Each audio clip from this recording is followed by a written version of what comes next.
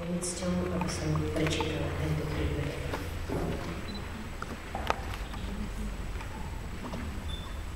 Hlavní záchrancovia sú Mária a Štefan Lichý.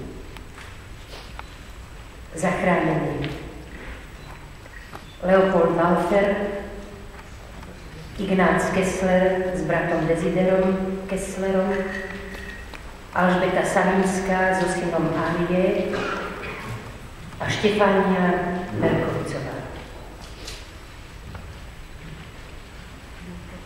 Štefan Lichý pracoval na colnom úrade vo východoslovenských Michalovciach.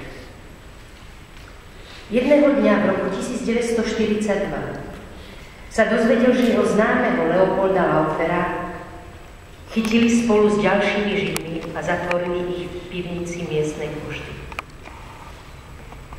Štefanovi sa podarilo Leopolda z pivnice odviesť. O niekoľko mesiacov ale Leopolda opäť zadržali a poslali ho do Popradu, kde zoskupovali Židov pred transportom do Osvienčima. Štefan znova odcestoval do Popradu a požiadal dozorcov, aby mu Leopolda už naloženého v transporte vydali. Ako zámienku použil, že je predvolaný na vyšetrovanie na colný úrad. Dozorcovia jeho žiadosť prijali. Muži potom spolu odcestovali do Michaloviec, kde Štefan Leopolda prepustil. Na jeseň 1942 sa Leopoldova manželka Anna Chája Lauferová s malým synom Norbertom Naftaliom pokúsili ujsť do Maďarska, kde v tej dobe ešte neprebiehali deportácie. Hranice sa im však nepodarilo prejsť. Chytili ich a uväznili v dome v okolí Michaloviec. Odtiaľ ich zachránil opäť Štefan. Neskôr v zime 1942 sa Leopoldovi a jeho synovi podarilo prekročiť hranice do Maďarska.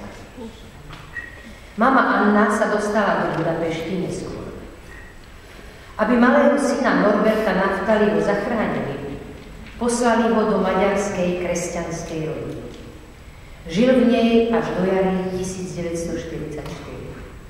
V tej dobe už Maďarsko okupovali Nemci a začali sa deportácie Židov do koncentračných táborov. Na jar 1944 sa Anna Lauferová so synom rozhodli opustiť Maďarsko a usadiť sa v Bratislave, kde sa stretla celá rodina.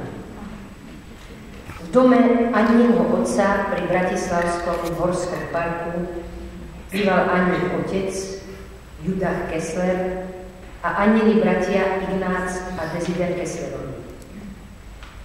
Jedného dňa šli Lauferovci na návštevu starého otcovi.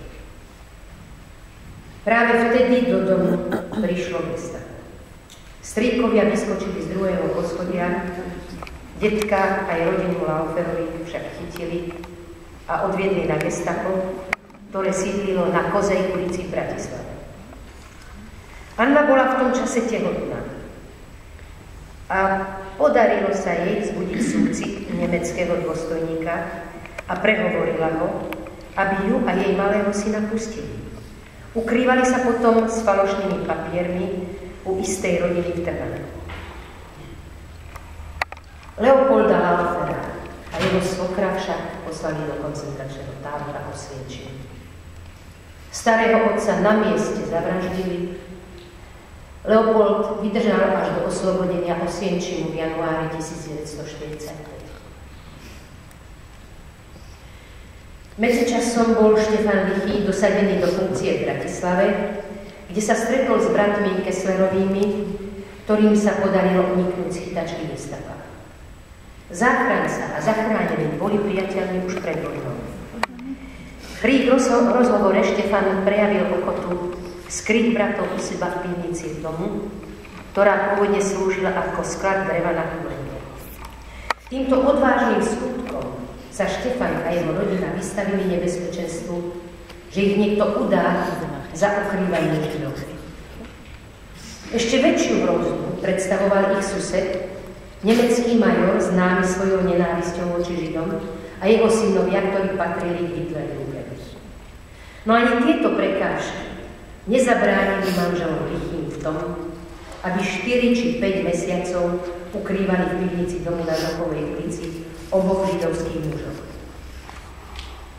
Raz týždenne ich zobrali do svojho bytu, aby sa umyli a prezliekli do čistých šiat, ktoré im vopred Mária Lichá pripravila a ponúkli im teplé jedlo. Manželia Lichí neskrývali iba bratov Kesslerovi. Vo svojom dome skrývali aj sesternicu Anny Lauferovej, Alžbetu Savinskú, jej 5-ročného syna Arieho a ďalšiu ženu menom Štefánia Berkovicová. Tieto sa vydávali za kresťanky aj napriek tomu, že nemali žiadne doklady, ktoré by to dosvedčili. Na jeseň 1944 bolo potlačené Slovenské národné povstanie. Keď postupoval nemecký front do Bratislavy, poslal Štefan Lichý svojho 16-ročného syna Štefana a tých utečencov vyprevadil do Banskej Štiavnice, kde žila jeho mama. Do konca vojny sa ukrývali v jej dome a v solných baniach. Všetci 5 tam zostali až do oslobodenia. Bratia Kesslerovi po vojne emigrovali. Ignác do Izraela, prezident do Austrálie a so Štefanom udržiavali kontakty a jeho rodine posielali peniaze a báky. Štefan Lichý mladší, ktorý doprevádzal utečencov do Banskej Štiavnice, je tu dnes prítomný na ceremonii. Jeho sestra Lida stále žije v dome svojho otca, záchrancu, kde sa ukrývali bratia Kesslerovi a ďalší ľudia. Z Izraela prišiel na ceremóniu Norbert Naftali Laufer, ktorého otca Leopolda Štefan Lichý zachránil. Priviedol sem aj svoju rodinu, deti aj vnúčatá, aby im ukázal miesta, kde sa skrývali. Vítajte a ďakujem.